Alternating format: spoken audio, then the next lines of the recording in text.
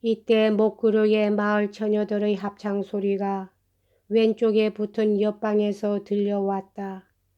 그것은 음탕한 춤을 출 때 부르는 노래였다. 이건 마치 소돔 1호군. 갑자기 브루블레프스키가 으르렁거리듯 소리쳤다. 이봐 주인, 저 더러운 계집년들을 내쫓아버려. 이 소리가 떨어지기가 무섭게 주인이 달려 들어왔다. 여관 주인은 고함 소리를 듣고 손님들이 다투는가 싶어 아까부터 문틈으로 방 안을 흘금흘금 들여다보고 있었던 것이다. 당신은 뭐 때문에 그렇게 소리를 지르는 거요? 그래 목구멍이라도 터지고 싶나? 정말 뜻밖에도 그는 거칠은 태도로 브루블레프스키를 향해 말했다. 이런 개자식 같은 놈 봤나? 하고 브루블레프스키가 호통을 쳤다. 개자식이라고 그렇게 말하는 내 놈은 어떤 카드를 갖고 노름을 했지. 내가 준 새 카드는 감춰버리고 표시가 되어 있는 카드를 가지고 노름을 하지 않았느냐 말이야. 나는 사기 도박으로 내 놈들을 고소해서 시베리아로 보내버릴 수도 있어. 카드 위조는 지폐 위조나 같다는 걸 모르나? 이렇게 말하고 주인은 소파로 걸어가서 등받이와 쿠션 사이에 손가락을 넣더니 거기서 포장도 뜯지 않은 새 트럼프를 꺼냈다. 봐, 이게 내가 준 카드야. 아직 포장도 뜯지 않은 채로 있지 뭐야. 그는 그 트럼프를 높이 쳐들어 일동에게 보여주었다. 내가 준 카드를 저 틈새에 쑤셔 넣고는 자기 것과 바꿔치는 것을 나는 저기서 봤단 말이야. 당신은 사기꾼이야. 그러면서도 뭐 빤이라고. 나도 저 사람이 2번이나 카드를 바꾸는 걸 봤어요. 하고 깔까노프가 소리쳤다. 아, 창피해. 이런 창피가 또 어디 있담. 그루센카는 손뼉을 탁 치며 외치더니 정말 창피해서 얼굴이 새빨개졌다. 어쩌면 저렇게도 타락한 인간이 되어버렸을까. 나도 역시 그렇게 생각했었어. 하고 미자가 말했다. 그러나 그가 이 말을 채 끝맺기도 전에 갑자기 낭패한 꼴을 당해 극도로 흥분한 브루블레프스키가 그루센카를 향해 주먹을 휘두르며 소리쳤다. 이 갈보 같은 년아. 그러나 그의 말이 떨어지기가 무섭게 미자가 달려들어 그의 2 손을 붙들고 번쩍 쳐들더니 눈 깜짝할 사이에 오른쪽 옆에 붙은 방으로 그를 들여댔다. 그 방은 조금 전에 미자가 2 사람을 데리고 들어갔던 바로 그 침실이었다. 그놈을 마룻바닥에 내동댕이 치고 왔소. 곧 되돌아와서 흥분한 나머지 숨을 헐떡거리며 미자가 이렇게 보고했다. 죽일 놈 같으니라고. 그래도 그놈이 나한테 반항하려고 그러더군요. 하지만 이젠 다시 거기서 나오지 못할 거요. 미자는 양쪽으로 여닫는 도의 한쪽을 닫고 다른 한쪽은 열어 젖힌 채로 키 작은 폴란드 신사를 향해 말을 던졌다. 각하께서도 저 방으로 물러나심이 어떻겠습니까? 간절히 애원하는 바입니다. 이것 보세요 나리. 하고 드리폰 보리스의 쥐가 큰 소리로 말했다. 저놈들한테 돈을 내놓으라고 하세요. 나리께서 이런 건 말이에요. 당신한테서 도둑질한 것이나 다름없으니까요. 난 내가 이런 50루블리를 도로 빼앗을 생각은 없소. 하고 깔까노프가 불쑥 대내가렸다. 나도 그까지 200루블리를 도로 뺏을 생각은 없어. 하고 미자는 소리쳤다.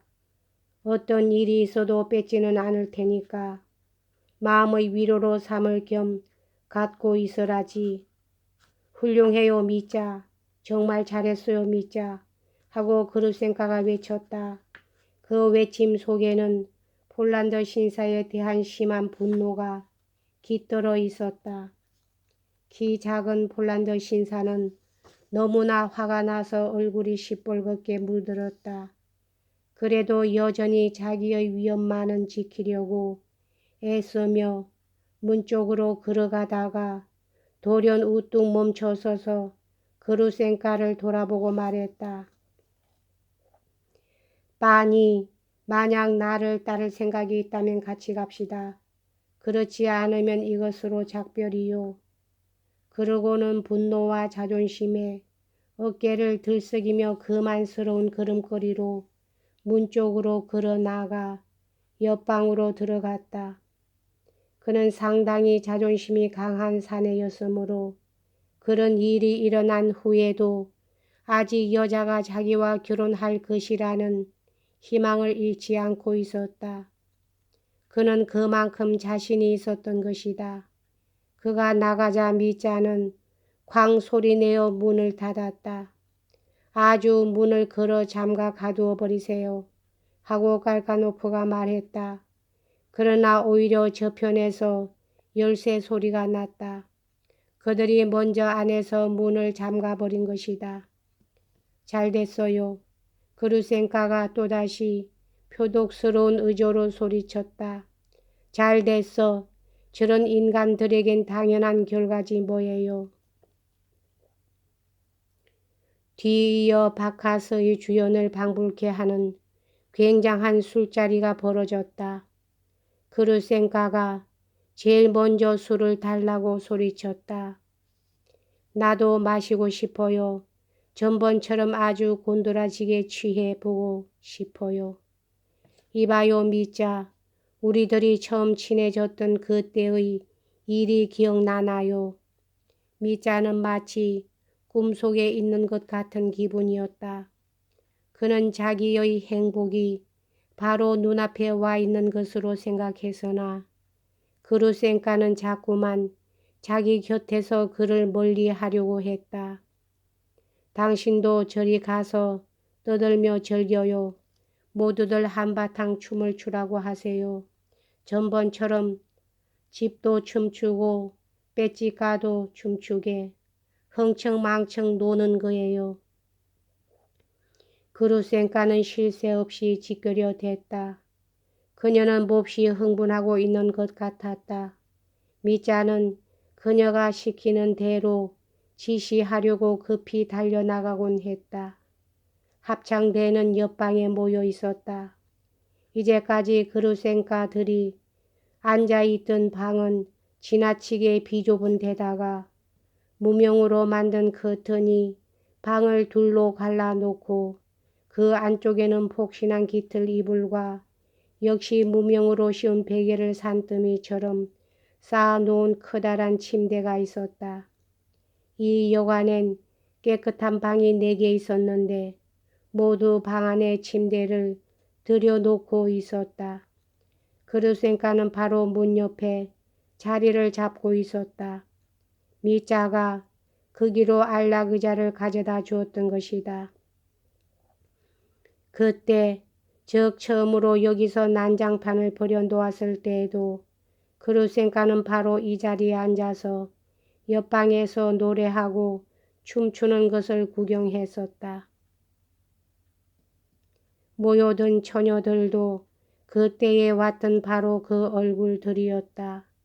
바이올린과 기타를 든 유태인 악사들도 와 있었다. 드디어 고대하고 있던 술과 먹을 것을 가득 실은 마차가 도착하였다. 미자는 분주스럽게 뛰어다녔다.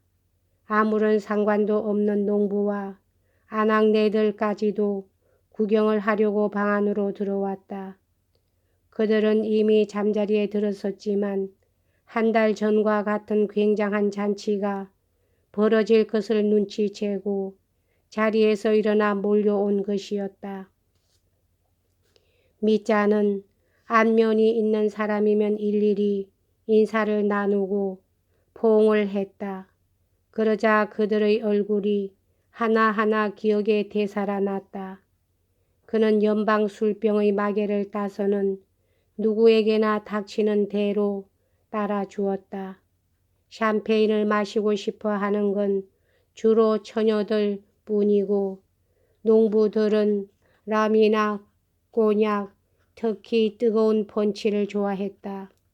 미자는 처녀들에게 초콜릿을 나눠주었고 또 모든 사람들에게 차와 펀치를 마시도록 해주기 위해 밤새도록 3개의 사모바르에 물을 끓이라고 명령했다. 이리하여 실로 어처구니 없는 난장판이 벌어진 것이다. 여기까지 하겠습니다.